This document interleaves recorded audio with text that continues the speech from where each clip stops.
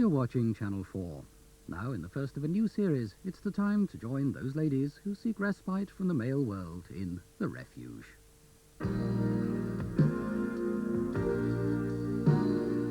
may not have it all, no carpet wall to wall, or look like the homes in magazines. It may not be spick and span, it may not have a man or other labour-saving machines.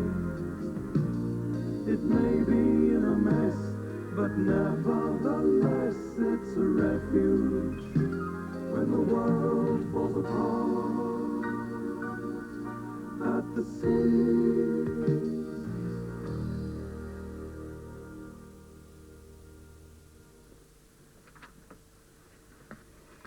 16 pairs of thermal long johns. Hardly seems appropriate for a second honeymoon. Honestly, Helen, you'll need them. We did Norway in my holiday hazards programme. Nobody goes out without a proper pair of knickers. But it's summer. You can still get a nasty breeze up those crevasses. They can save your life if you fell into a fjord. Says here the temperature reaches minus 30 degrees. I've no intention of falling into a fjord. After 6 weeks in Olvik, Jotunheimen and Stordalshausen with Daddy, you might get the urge to jump.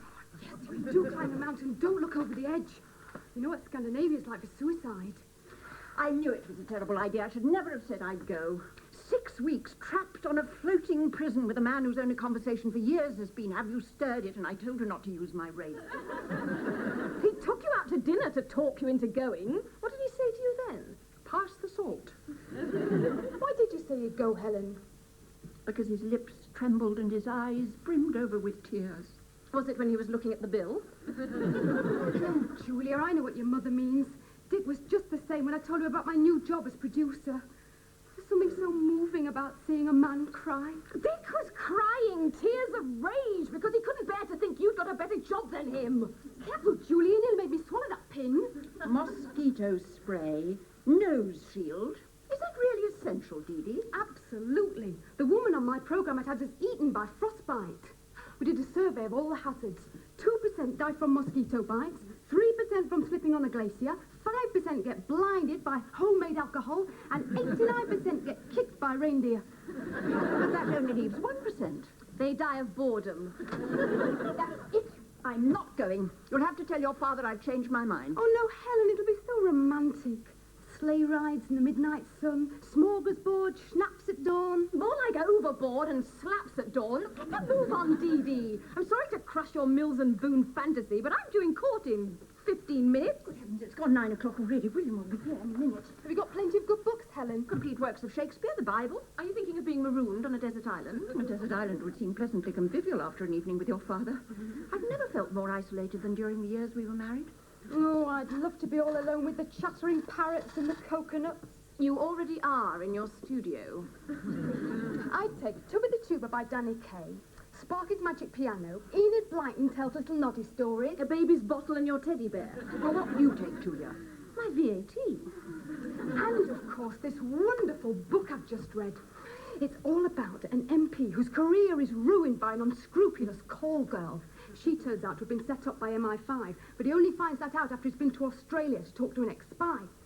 In the meantime, his wife's been having an affair with a judge, but that only comes to light after the newspapers expose it. Whereupon, he divorces her and marries his children's nanny, with whom he's been having an affair ever since he caught her spanking one of his children.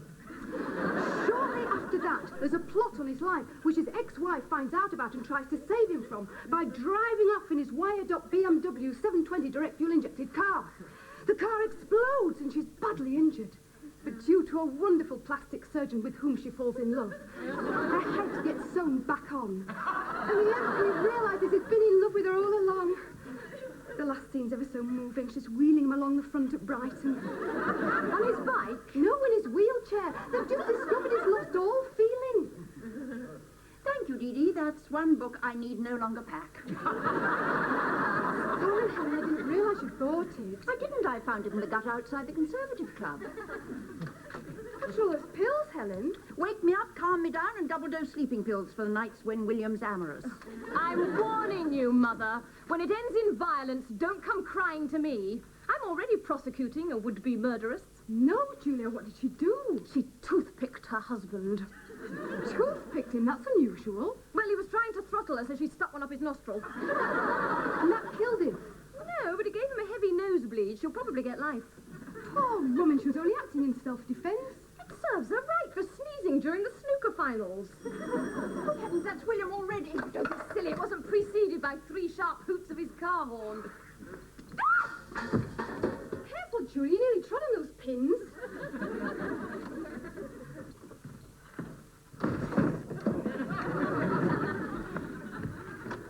Yes?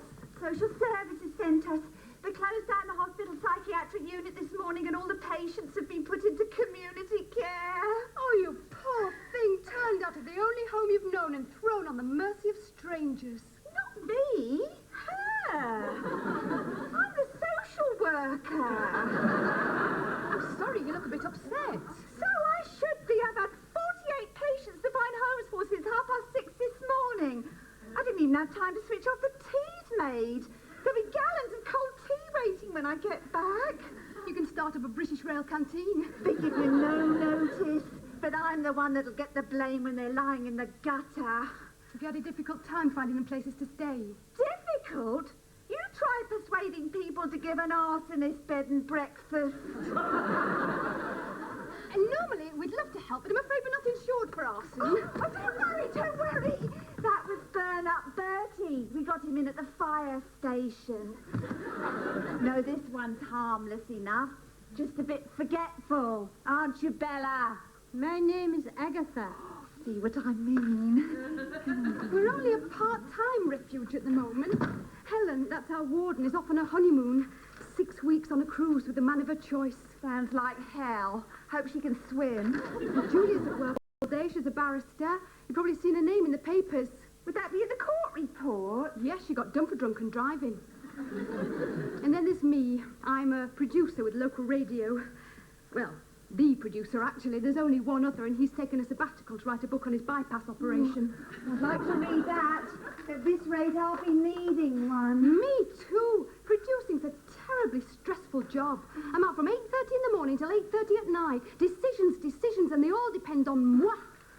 Can't believe the trouble I had getting them to change the name of the radio station. Why did you want to change it?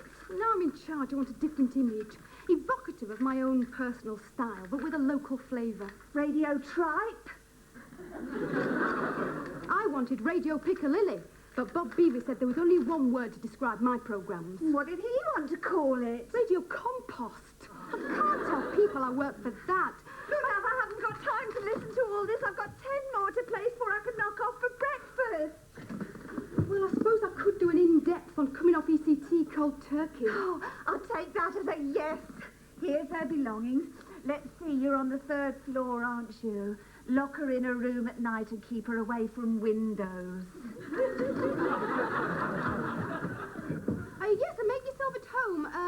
Agatha? Agatha. Yes. I think we will be very happy here. We? I thought we'd never get this case shut. I'd just done it, and I saw my loofah brush was still on the bed. I had to push and push to get it in. My wrists have all gone to jelly. After 6 weeks without my loofah brush, my thighs would have looked like trifle. This is Agatha. She's just let out of the psychiatric unit, so I'm sure we'll all make her very welcome. Psychiatric unit over my dead body. That can be arranged, my dear. Don't worry. I'm as sane as you are. That's not very reassuring. Madness is all in the head. Oh, by the way, I don't believe you've been introduced to my very dear friend, Miss Marple. Come along, Jane. Let's sit down for a moment before we unpack our luggage. Thank you. Yes, Jane, I quite agree. Miss Marple and I would like a cup of tea. Must go. William's waiting. He hates me to be late. Not so fast, Mummy. I've got an urgent appointment. I've got to get to the studio. Nobody can start without me. Oh, you beast, Mummy! Oh, Julia, let go! Don't be ridiculous, Dee Dee. You're standing on it yourself. No! Only me. Oh, no.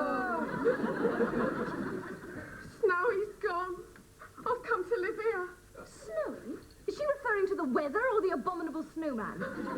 Snowy is my cat, Miss Julia. He died at 6:39 this morning. He went very peaceful. His head was cradled in my arms. Now it's just me and Andy and Fergie. I didn't know you had royal connections, Brenda. I haven't. Andy and Fergie are my gerbils. Brenda, dear, perfect timing as usual. Yes, of course you must come and live here, Brenda, and your dear little furry rodent. There's plenty of room. We've only got Agatha staying at the moment. You can have my bed, Brenda, dear. I shan't need it for ages. Oh, I shan't stay long, Mum. I'm not used to living with people. Bye-bye, Brenda, dear. I'll send you a postcard of a troll. Oh, see you later, Brenda. I'll bring the gerbils some ant eggs for tea.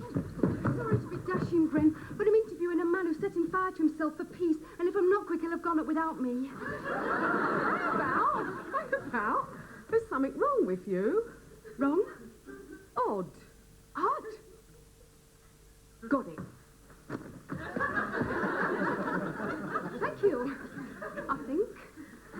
Are you sure you can cope? Cope, Miss Daisy? What is there to cope with?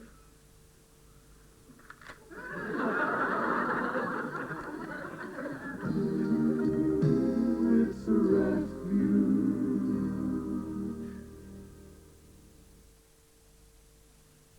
Sunshine and sea air brings out the athlete in all of us.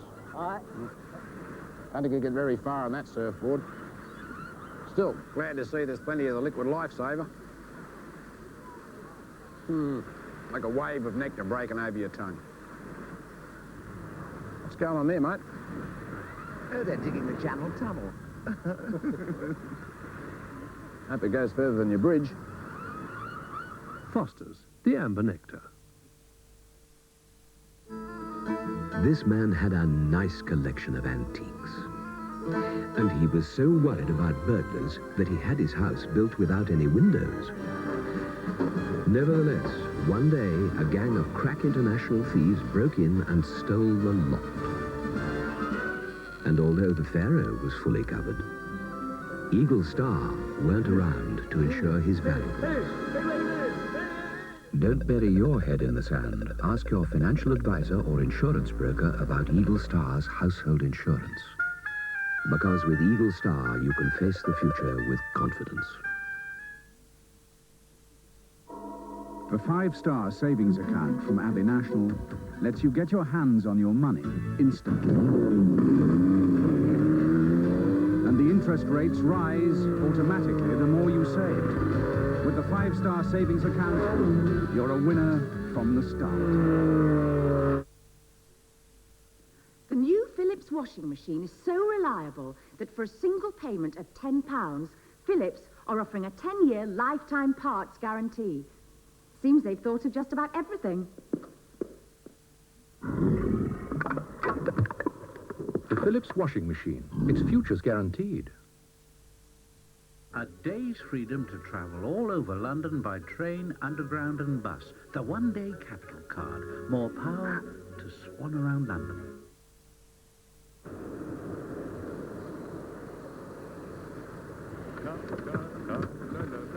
Guten Morgen! Morning, Klaus. Ah, Café Haag. Yes. Smells good. Tastes all right, too. Café Haag is naturally decaffeinated for a richer, smoother flavour. Enough for two, yeah? You're absolutely right. Café Haag. When coffee tastes this good, who needs caffeine?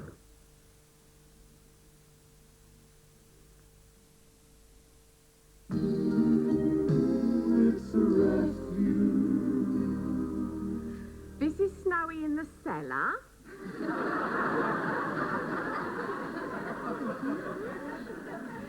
And this is Snowy in the snow. He's got his back turned. And this is Snowy in his litter tray. Oh, well, perhaps not. Are you going out? No, why? You've got an hat on. I'm Agatha Christie. I always wear a hat. Agatha Christie, the writer? Shouldn't you be dead? It is not I who should be dead. Direct me to the kitchen, policewoman Bollard. There are certain things I need. Hungry, are ya? Have another tulip. Come on, Fergie. Eat your lovely carrots. Yes. No, I think not. Rather crude. Them tarts are Miss Julia's anyway. She wouldn't let you borrow them. Come on, Mother. No, too messy. Yeah, peel gets everywhere, don't it?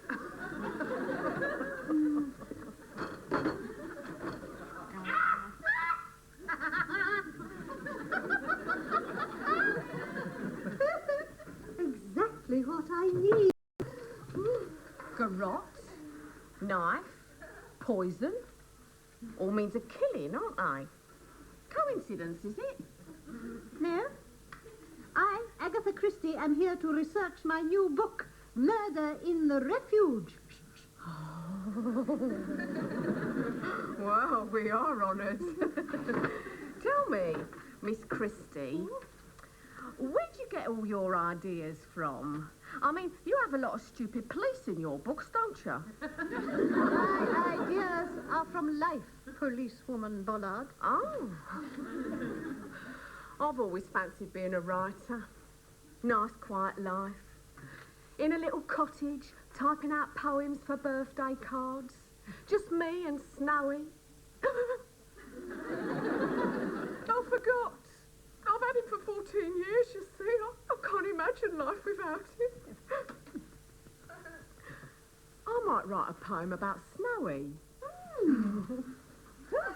Oh, so long since I was allowed into a kitchen.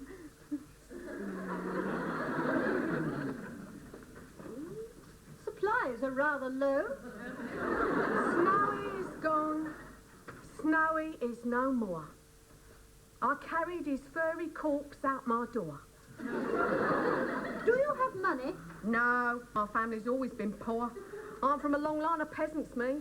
Do you have money on you in your purse? Oh, yeah, I got paid today. I'm going to send you out to buy food. Take down this shopping list. Stewing steak? Stewing. Carrots? Steak. Potatoes?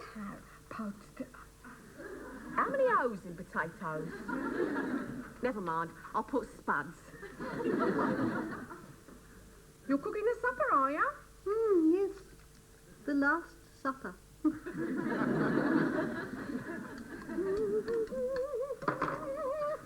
Take a pair of Ruby's lips.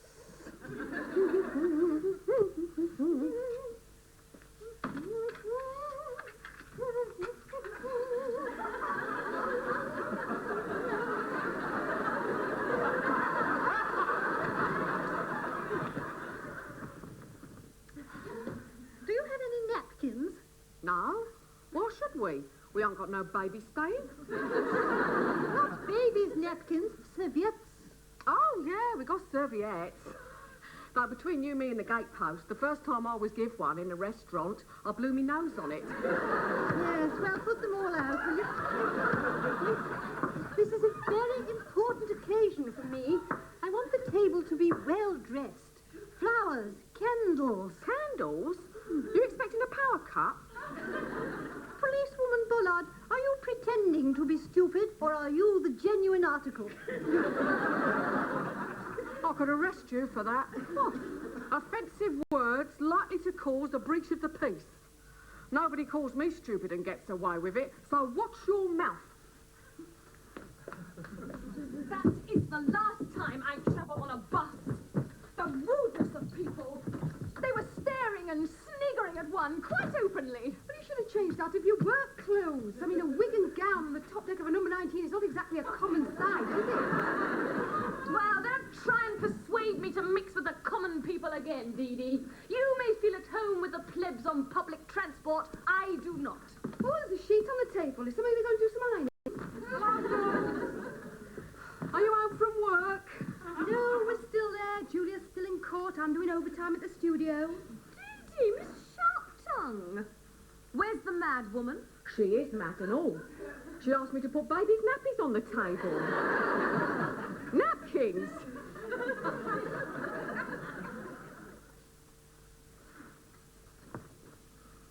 I can't remember the last time I dressed for dinner. No, you did tell me that you and Dick usually ate your spaghetti bolognese together stark naked. Julia, I told you that in confidence. Anyway, we only took our clothes off in order to save on the dry cleaning bills. Bella, are you going to remove your hat now that we're at table? I never remove my hat. Why, are you bald? Don't be so personal, Julia. Well, isn't this lovely, having dinner cooked for us? Thank you, Bella. My name is not Bella.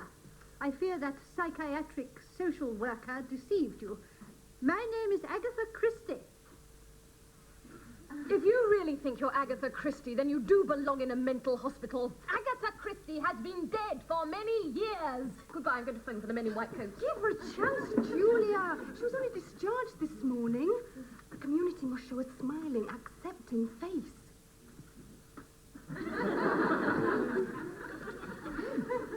I rest my case.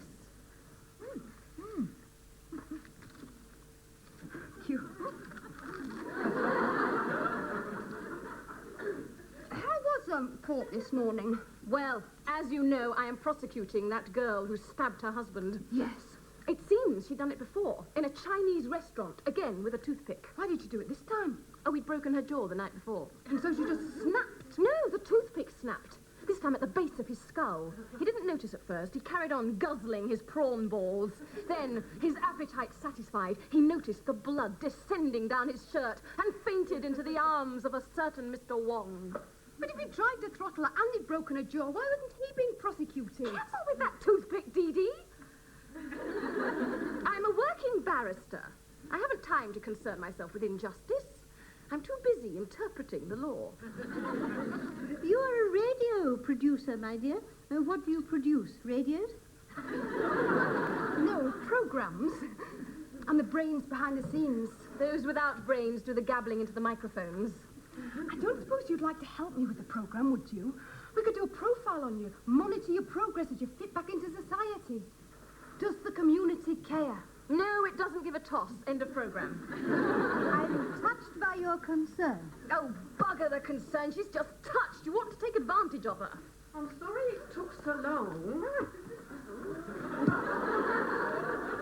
Some white stuff floated to the surface. I had to stir it in. Cornflour. Expect so.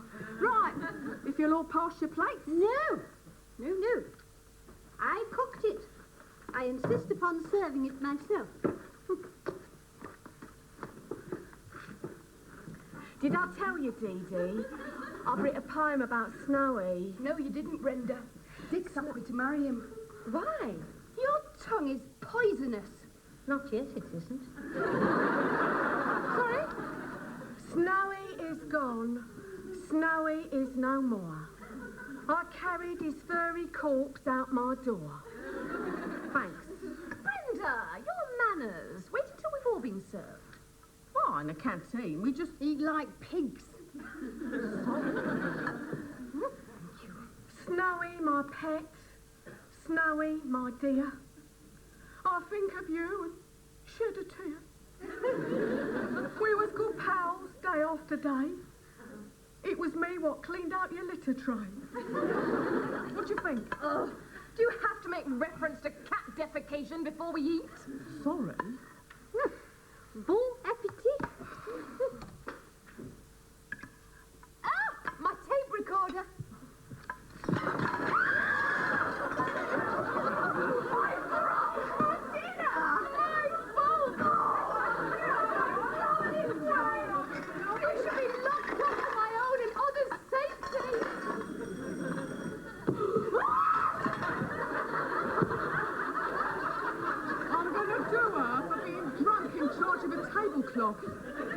Personally, I think it's a blessing. That casserole looked and smelt like the bottom of a neglected pebble bin. Is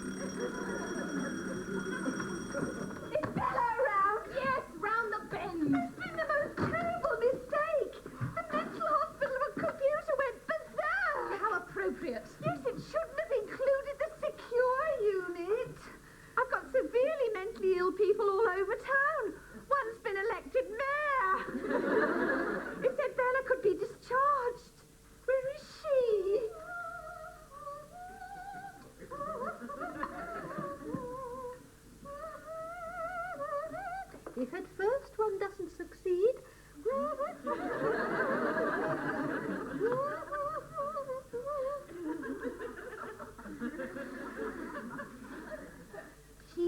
Madonna.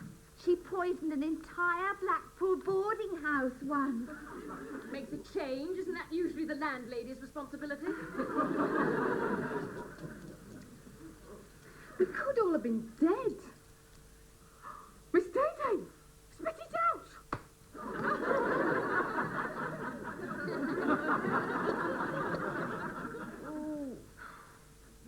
You'll live.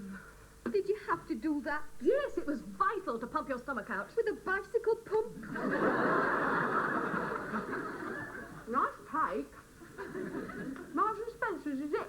How should I know? I haven't got time to idle around grocery counters. And I never buy cakes. They're full of E numbers. It's lovely. Tastes like made. In fact, it's still a bit warm. Must have been made this afternoon while I was at the shop.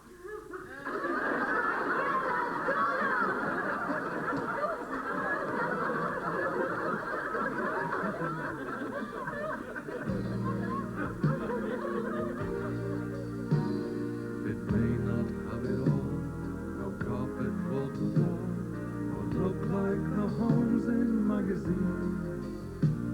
It may not be spick and span, it may not have a man or other labor-saving machines. It may be in a mess, but nevertheless it's a refuge when the world falls apart. At the sea